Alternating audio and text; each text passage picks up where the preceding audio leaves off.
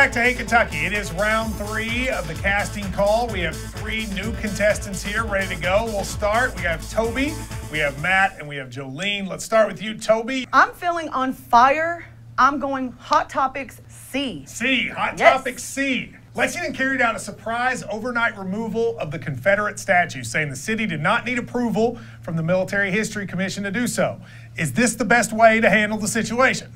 I do not. I'm an African American, and I'm not offended by the Confederate statues. I was actually a history major as well. I think it's actually part of our history. I think we need to take an opportunity to be able to teach about other races and how to get along, you know, with everybody. And it's a part of our history. Period. In the United States of America, we have kind of an ugly history at times, but that doesn't mean okay, we're just going to take statues down and erase everything just because we don't like it.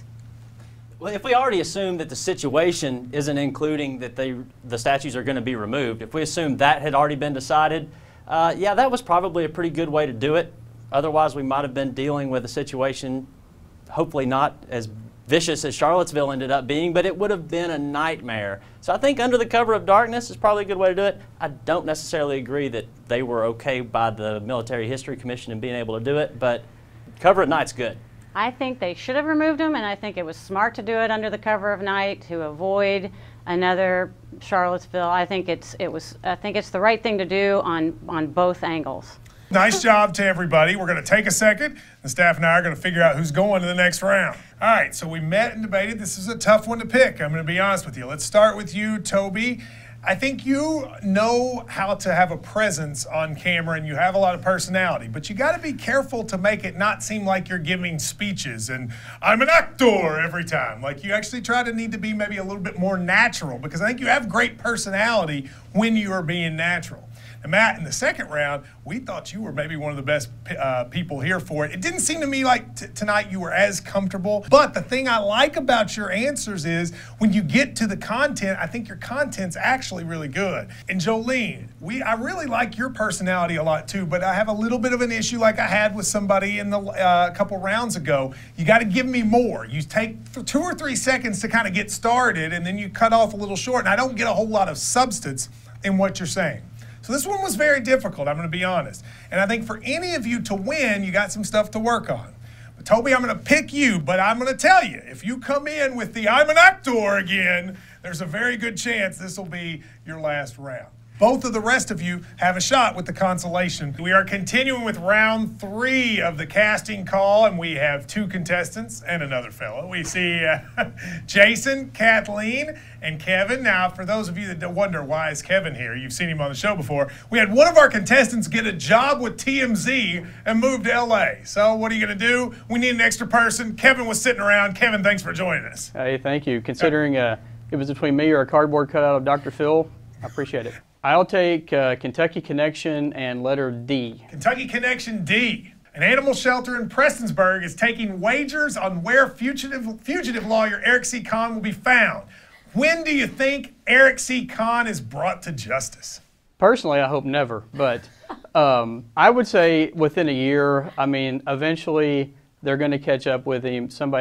They posted pictures. He was in New Mexico. It's just a matter of time. The law will find him. I'm not sure when he'll be brought to justice. I don't know if they can find him. It's kind of odd to think that a man from Eastern Kentucky who swindled a bunch of money is now outsmarting the FBI and is able to get away with pretty much outsmarting the FBI and not being able to be found. So I'm not sure if he'll ever be brought to justice. I've heard those mountain people are pretty brilliant, though, Jason. This makes me so daggone proud of my hometown that they're doing this. Actually, I'm just kidding. That I don't know how long it'll be before he's brought to justice. He's evaded them for a while now. I actually think Eric C. Kahn, I'm kind of with McGuffey. At this point, just stay gone. It's actually a pretty amazing story that he's still out there. I'm going to go with Hot Topics A. Hot Topics A. In the wake of the Harvey Weinstein allegations, some actresses have been criticized for not coming out earlier with information about the producer, as have some of his friends. Is it fair to criticize those who did not come out earlier? I think this speaks volumes about the culture that we've lived in. They felt terrified to come out. There are so many girls who thought this was their only opportunity, and he obviously threatened a lot of their careers, so I don't think this is fair to criticize them.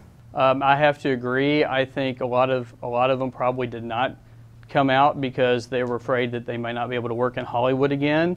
And I mean, it's not fair, but that's probably what it was. They were afraid for their jobs. Kathleen and Kevin hit the nail on the head. They pretty much summed up my thoughts on this issue as well.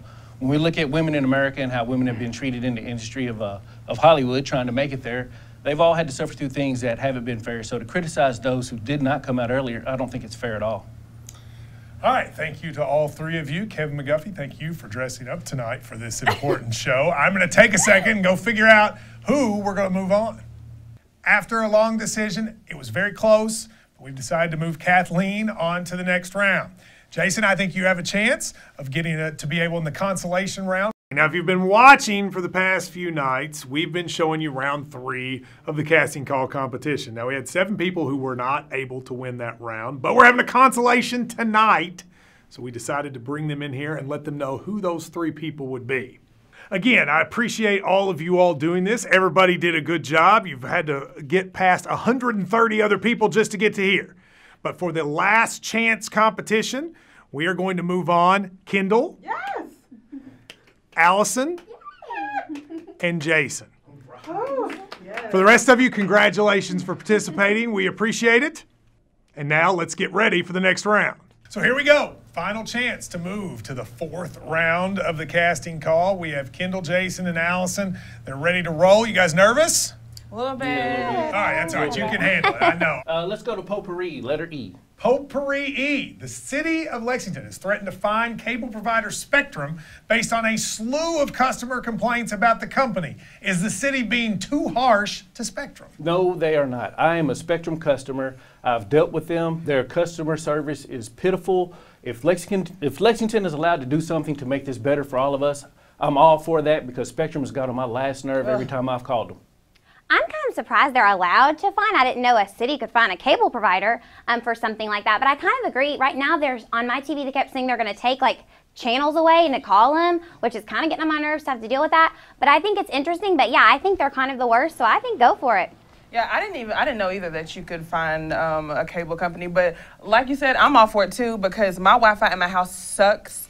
And I don't have that much square footage, so there's no reason for it. And I've called to have it reset a couple times, and they do nothing for me. So I'm all for it. Fine it. Where can I sign up? I'll join. And one thing about your Wi-Fi, Spectrum, they'll only charge you an extra $30 to boost that Wi-Fi speed up for only you. $30. And probably 30 more to visit. You can come to your house, do a house call. Yeah. And then they'll say they'll be there at 5, but they'll be there at 11. Right. You got to just call off for the day. Yep, you better take off because Yeah. you know they'll be there later and you won't say. Maybe tomorrow. Well, I tell you, we have all of Spectrum's customers of the month here ready to rock. I enjoyed that. All right, we're going to finish. There's only one question left, Jason, so I assume we're going to do Politics D, and you're going to have to answer it whether you like it or not. Sounds A good. Georgia candidate for governor is giving away bump stocks. It's a modification to make rifles more like automatic weapons to highlight his opposition to regulation of the device. Do you consider this problematic? This is very problematic, especially considering how recent this is happening after the incident in Las Vegas.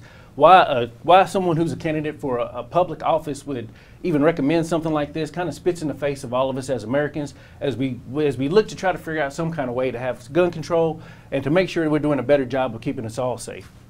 It's extremely problematic. Why does a private citizen need something that makes a gun automatic? That is absolutely absurd. There is no reason for that. I don't agree with taking away hunting and stuff, but bump stocks, like what? Why even is that a thing? I mean, I think it's terrible, and especially like you said, a guy in power. Like, are you kidding? I think it's horrible. Yeah, I did too. And it's crazy to me, like, I feel like Americans have such a weird obsession with the guns. Like, it's kind of scary to me that he wants to just be like, yeah, you get a bump stock, go ahead, you get one too, and let's just go Like, out and brrr, you know, like, it's just weird and it's unsafe. And like you said, it's disgusting after what happened. You want to just say, oh, let's get bump stocks for everybody. You know, fully automatic weapons are illegal in America, so adding those bump stocks to these guns actually makes those guns illegal. So the fact that, again, it's just mind-boggling to me that someone in public office would recommend And something also, like why this. are bump stocks legal? Why is that even okay? All right, well, there you go. I'm going to stop you right there. Good answers there. I enjoyed that. All right, so we've had your chance now. It is the final countdown. I'm going to go talk with our staff. We're going to figure out who's moving on. All right, this was a very difficult choice. I'm going to be honest with you. You could really make a case for all 3 of you winning because you each do bring something different to the table. Now, Kendall, The thing I like the best about you is probably over all of our candidates, you're the one that seems just most like the person I would just talk to. Like you talk like people would, you do that where you throw your hand up in the air. Like it's just, you're someone that people could see as like their next door neighbor, and there's a lot of value in that. And I do like a lot of what you had to say.